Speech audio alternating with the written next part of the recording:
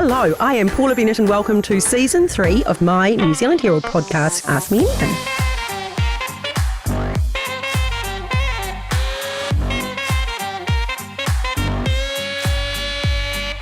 One thing I've learnt in life is it's never too late to learn something new.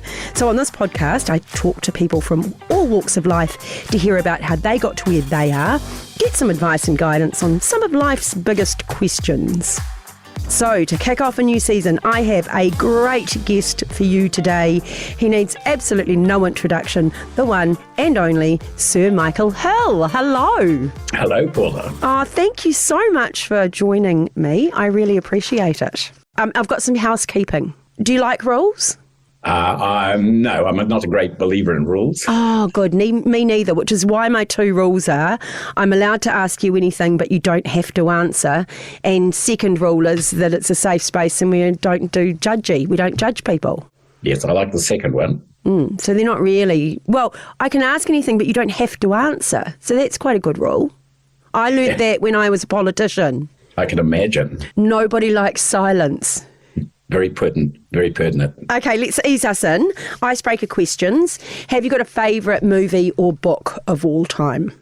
Oh, well, it depends. The book, I probably could answer that pretty quickly. I've just read The Boys on the Boat. I don't know if you've read that one. It was a Seattle team of young rowers, and one of them was absolutely so poor he couldn't afford anything, even food, but he managed to join with these other six boys, and they rowed and they became quite famous. And then eventually they qualified for the Olympics for the United States. And to Hitler's disgust, they won. Wow. It's a beautiful story of inspiration. I think the main thing I learned from it is that a person alone doesn't have any near the depth of a group of people all working in sync. And it was quite profound the way that they had to row so in tune, so in sync. One can't pull harder than the other, and it was just a total eight becoming one. And it is I think it's a very powerful message that a lot of us forget. Mm-hmm. Now, we're going to talk a bit about the violin, which I want to, because you've got the wonderful international violin competition coming up soon. And so so music's been it's been, I don't know, it feels like a very important part of your life. Is it still? Well, it still is, definitely still is, and it always was. You see, when I was young, my dad was a really good pianist, actually, and he worked for Lewis Eddy's in Auckland, and he had such a beautiful touch on the piano, and it always stood by me. And he, of course, wanted me to play the piano as well, but for some reason I couldn't grasp it. It was so funny. I found it really complex. Whereas as soon as someone put a violin in my hands, I instantly got it and instantly could play it. It's really weird.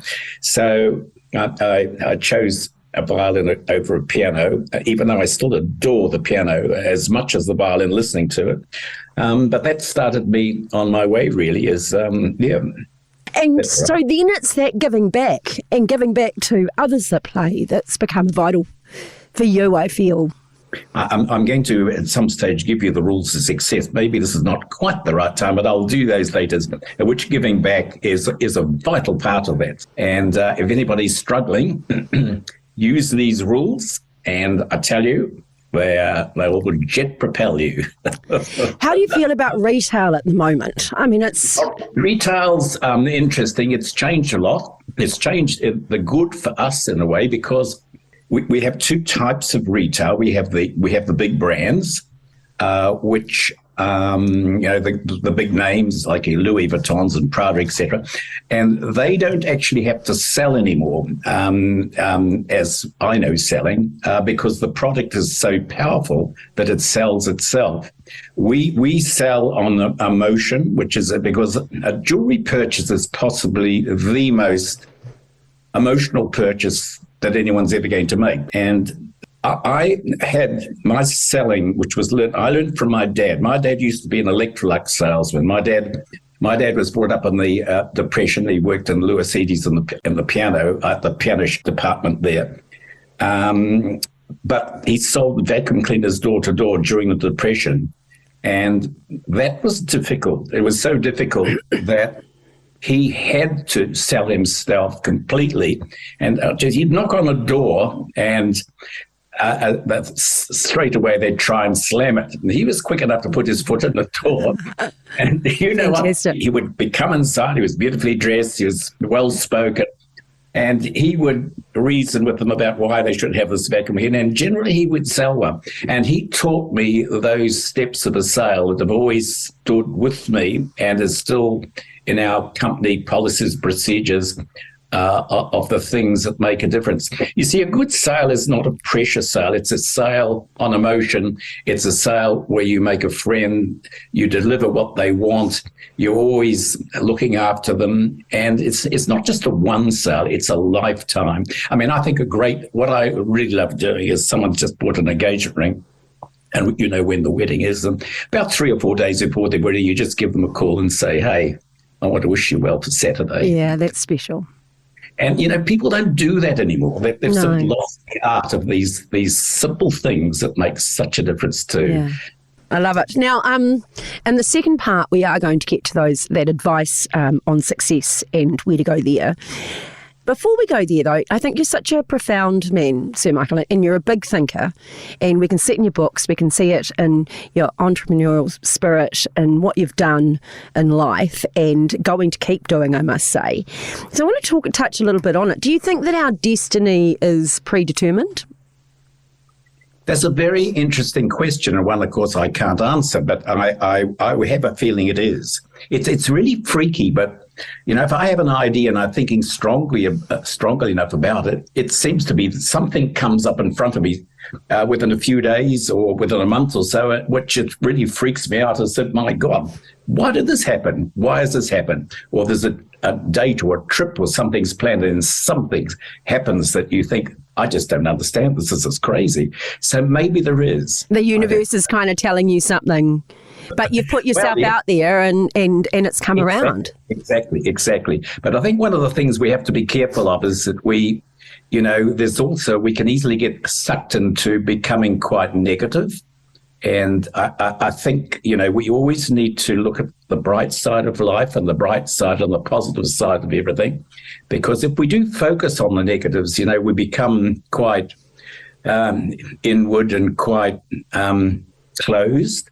And a closed person is a problem, really, because, and you see them here, you walk down the street and you see people, you can tell they're closed, totally closed. They're not focusing, they're just closed as they walk. And it's a shame because we need to be open. We need to be able to see, to listen, to be able to look out and, you know, I'm looking out my window, my God, you know, there's just amazing snow-capped mountains and the view's beautiful. It's always changing, and the autumn colours and the love for things. And so there's a lot to be happy about. But I'll tell you about those later on. Good. We will get there because I do want to. But, you know, there's the infamous, you know, home burning down that then inspired you to think about the direction of your life and the chances that you would take. You know, and we sort of talk a lot about that, but you do have a natural gift as well. So how much of it is self-determination and, you know, we are going to talk about that goal setting and those messages for success. But equally, you've got a natural talent, and we can see that in your drawing, we can see it in your music, and of course we see it just in your talent for business. Yeah, well, I suppose people see things different way. I always see things in pictures, and I think that helps because I'm artistic. I have an artistic bent. I see everything as an artistic picture. I think that helps me to visualize things quite easily.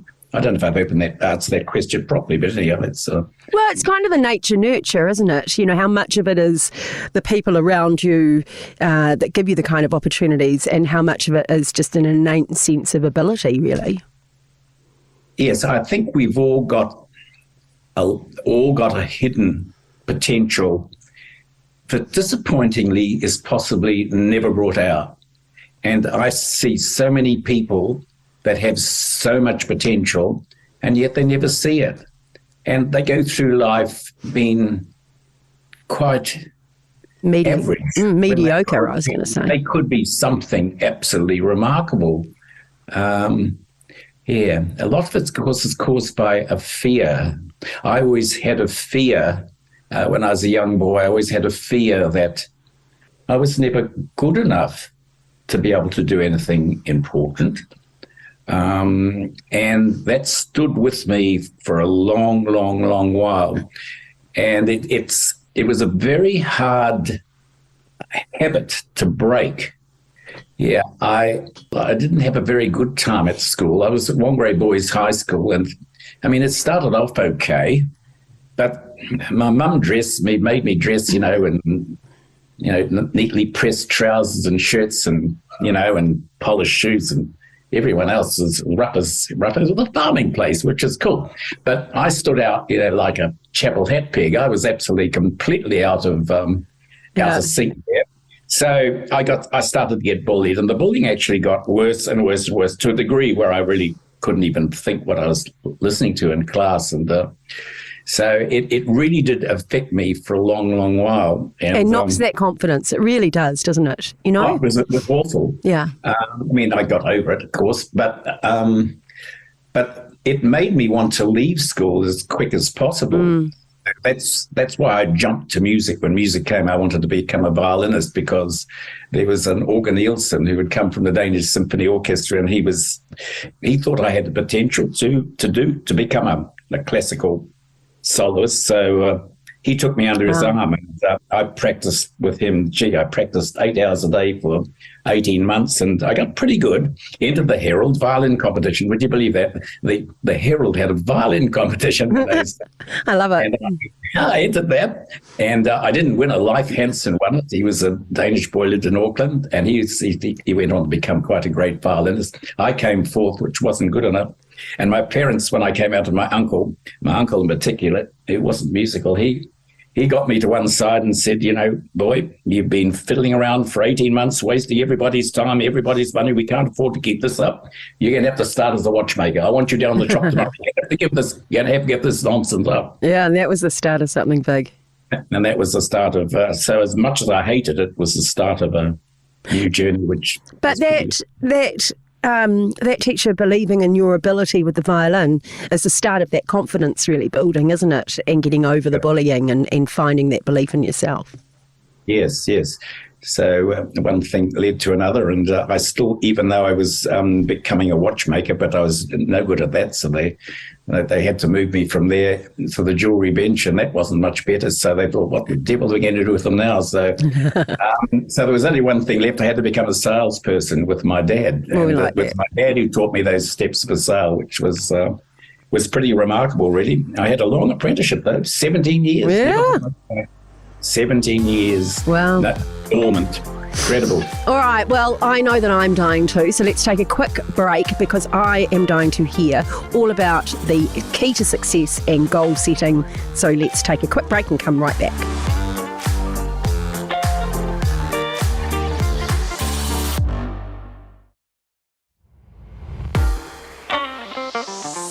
So our advice segment today is around goal setting and the key to success. And Michael, I've heard you're quite the goal setter, and I heard you can set goals decades out. Is that right? Well, I'll tell you. So I'll give you the rules. Anyhow, Okay, I'll tell you these now. So these are my secrets for success, actually, but they're really simple. And the first one is be yourself. It's a strange, really. You'd think everyone wants to be themselves, but we don't. I really didn't want to be myself because I didn't think I was any good. And it stood with me, honestly, for probably nearly 40 years. I really wanted to be someone else. I dressed like I thought I should dress like somebody else. I walked like somebody else. I tried to talk like somebody else. I did everything like somebody else. And then one day I woke up and realized, my goodness, I've got to be myself, because there's only one of me. There's only one of me. There's not going to be another one of me. Yeah. So I better be me. And from that moment on, it made a big difference. And I'm sure you know a lot of people I see a lot of young people are trying to be like other people. They're not trying to be themselves at all. And everybody's got their own little individuality, which makes them unique. And they should really just thrive on that and build on that rather than being sidetracked by trying to be something else. I remember when Bill English became the Prime Minister and I was the Deputy Prime Minister, and trust me, at those points, everybody's got advice left, right and centre, and they had lots of advice for Bill and lots of advice for me, and that, you know, I shouldn't wear quite so many bright colours and I should quieten down a bit, and Bill needed to, you know, smarten up and do this and do that. And I remember him just turning to me and he said, "Don't you dare be anyone but exactly who you are." And he said, "And I'm not going to either." Because they'll see straight through it and it's not who we are. And I always appreciated that advice because, people were trying to tell me I should quieten down. That's just not who I am, Michael. It's not who I am. I love it. Yes. No, he had some profound words, and I found him a very interesting gentleman, actually. Yeah. Okay, what's number 2? Okay. Number 2. Trust your natural instincts. I think we've mentioned some of those little things, like I can pass a shop and I'll know. You can actually be writing something or a message to someone, and you'd have to ask, if you have to ask somebody, do you think this is all right or not? You know whether it's right or wrong. Yeah. You don't need to ask. So I think it's quite important to go on that that simple instinct. We all have a gut feeling about things. Don't underestimate it. I like it. I like it a lot, and I think you're absolutely right. And the next thing is, which is number 3, don't copy others. Copying can work, but it's a much harder game than if you do something original. So be yourself and be original, and don't follow others. You see, when I started, doorways of jewelry shops was always just a standard door. The windows were all full of just about 80% of the product. They were quite formal. Then we had a wide open doorway. We had extremely simple windows that based on what Mary Quant had done in London at the time, way back in the 70s. And then I had my unique style of advertising on television. All those things no one had ever done before, and it really just made things propel forward so quickly.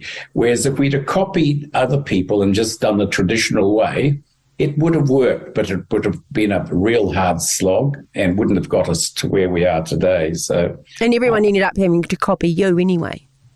Correct. Okay. So the next thing is probably the most important thing of all, is write it down, what you want to be, and never lose focus. So I want to take this one a little bit further, because it's quite interesting that we have a neck-top computer that if we're not careful, will dominate everything we do, and we need to focus it on a direction and what we're going to do. So I am a great believer, even though now this is impossible for me because 30 years is that I can't live that long. But anyhow, a 30-year goal is definitely the key to breaking away from the pack. You see, very, very few people have a clear direction for 30 years.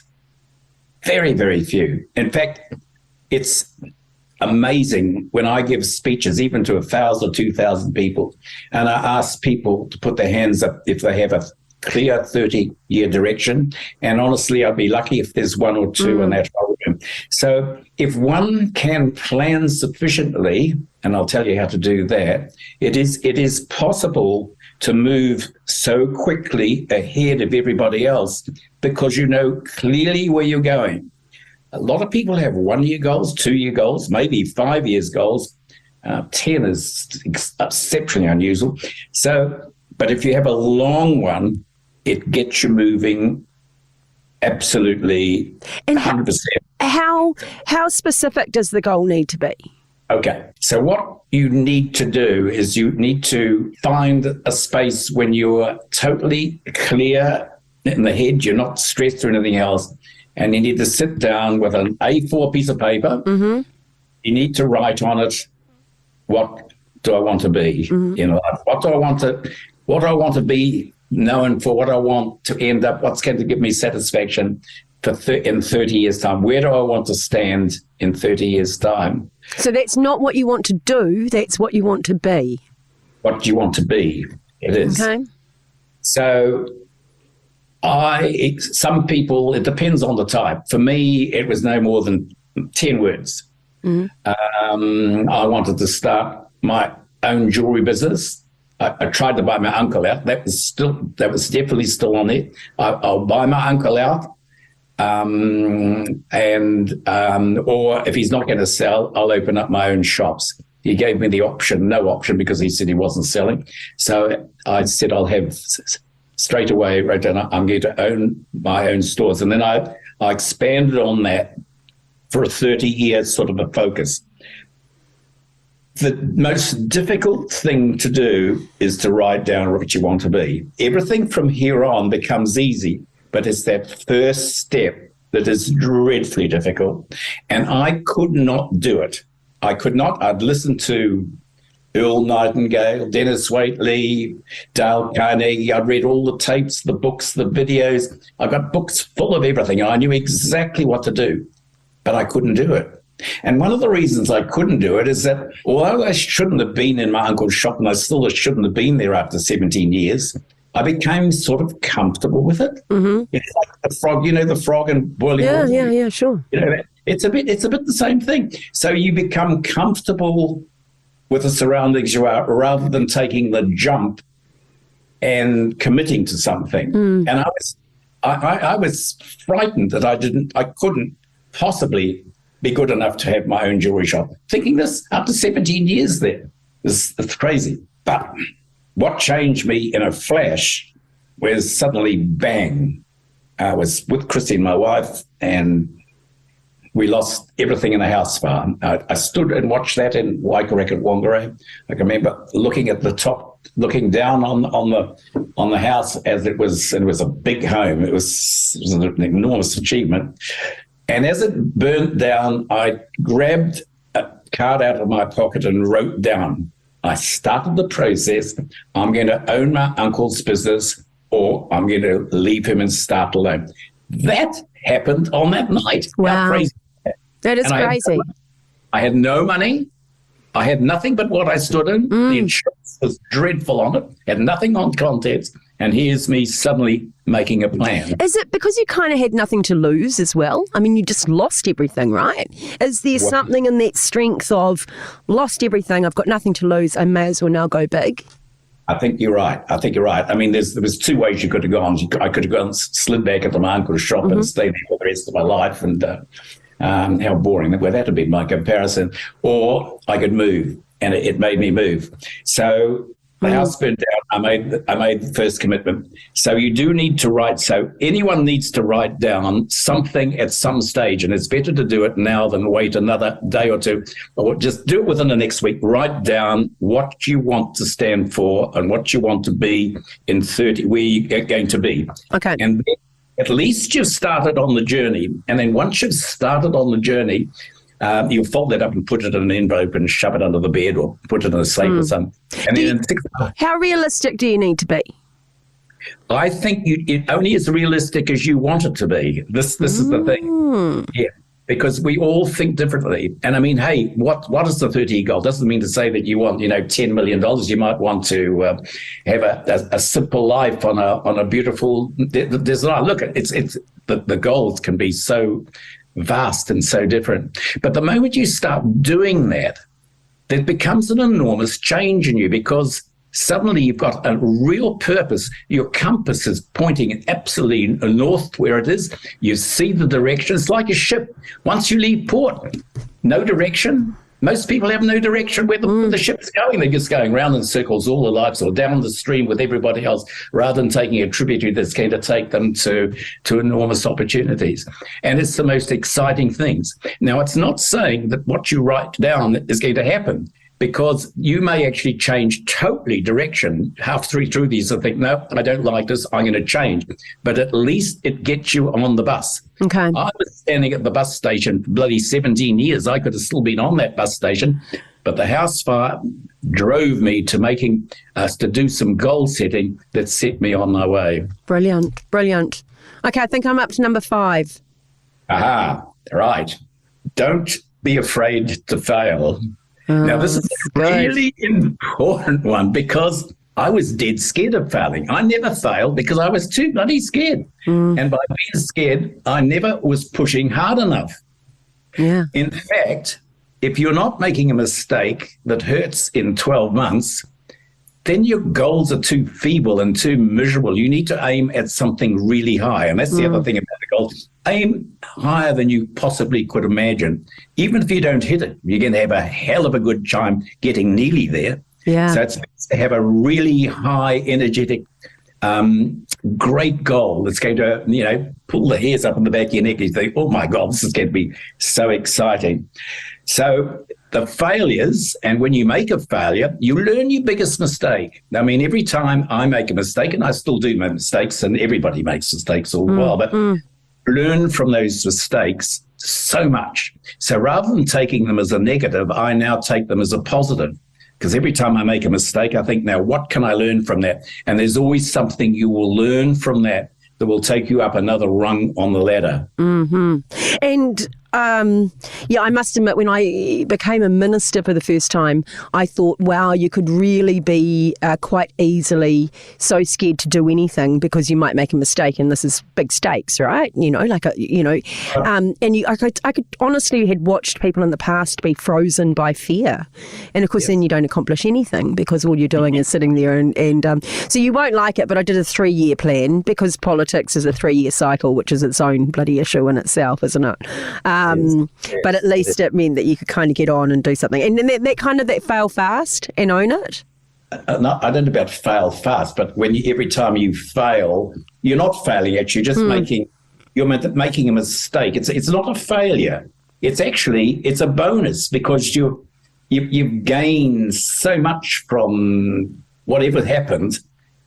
Mind you, if you're stupid, you won't learn from anything. I mean, you've got to obviously learn from those. You can't keep repeating the same mistake over and over again, which would be ludicrous. So you will learn so much by making mistakes, and they will push you up the ladder that much quicker. Okay. And the next, do you want the next one? Yep, I'm there.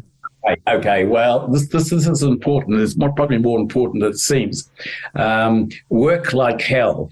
Now, that has to be taken. This needs clarification on what working like hell means, because one can be so enthusiastic with this goal that you've set and so excited that we can burn ourselves out pursuing it and doing everything in our power to do every dash thing under the sun that has got no purpose in getting you to your goal.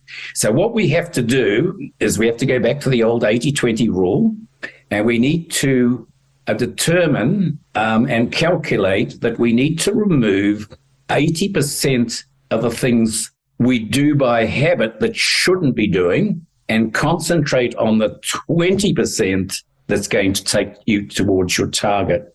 Because if we do everything, you're never going to achieve it. You're going to wear yourself right out. You're going to be absolutely stressed like out. Your blood pressure will go up. You won't live long. So it needs a balance.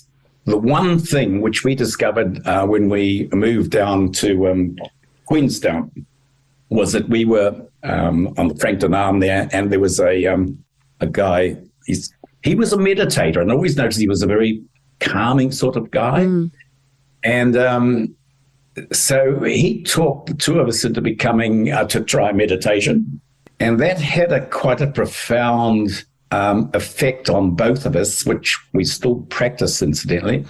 But 20 minutes when you wake up in the morning, you sit up and you repeat your mantra. And what actually happens is with doing that is that my neck-top computer was always full of jargon and negatives and like a virus in a computer, I guess, really. And rebooting the neck-top computer is the same as doing a meditation. Now, some people say, well, I've tried, it never works for me. Or that's not true. It really does work. And you can't have that attitude, because if you say something's not going to work, it's not going to work anyhow. But just be non-judgmental and get a password given to you. If you do TM, they give you a password anyhow. And you just say that. And what actually happens, though, is that it does take away the self-chatter. And in a good session of that, it completely clears everything out, whereas actually there's no voice at all. It's absolutely silent. That's what they call a transcendental, when you actually you transcend into your true self. And in that state, you have the most thoughts of all. Wow. Like, no thought is more thought. And when you come out of that state, you feel totally refreshed, and your goals suddenly become searingly clear. Work like hell, but work on the right things. Okay. And that'll take you to direction. Okay, got it. And is that it? I thought No, there's one more. I was going to say, I thought there were 7. I'm ready. The next one is give something back. I think this is probably now, to me, is very, very important. And as I get older, I see all these young people, and I like to help and support them, and see if we can make a difference. The violin competition, of course, is one of those, and we have that's now been running for since 2001. Goodness me, and now it's become one of the most significant violin competitions in the world, which is recognised internationally very strongly. But giving back, give back, you get so much more than what you think, and and we don't live forever. But I would like to give more back as I go on to try and make a difference, particularly to the arts in New Zealand. And we can all give back in different ways, can't we? It can be the smaller things, the bigger things, the passions that we have. I know I feel incredibly privileged at this time in my life to be able to give time to charities and be able to back them in my small way, and even to the point where we've got a food cart down in our street, and I know that my neighbours will put fruit there and help others. So there's many small and those really bigger and significant, but each of them, if we're all giving, makes such a huge difference to society in itself, doesn't it? It's lovely. I love it. Yeah, me too.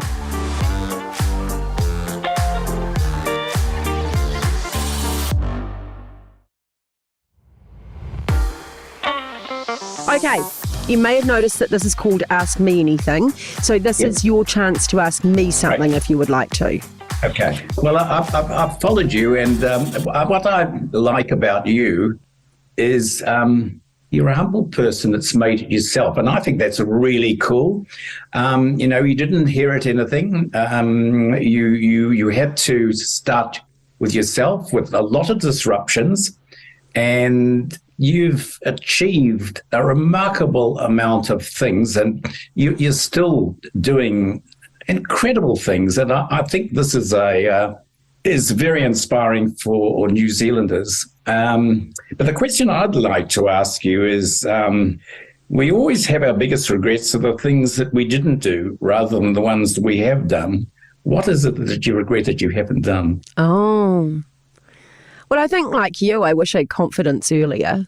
And it was fear that stopped me, I think, for most of those earlier years. And I look back now and I just think, boy, if I wasn't so scared, or if I'd had a bit more confidence, then, I probably would have started out in business earlier. I probably would have been more financially independent, which would have been really nice and was always my goal.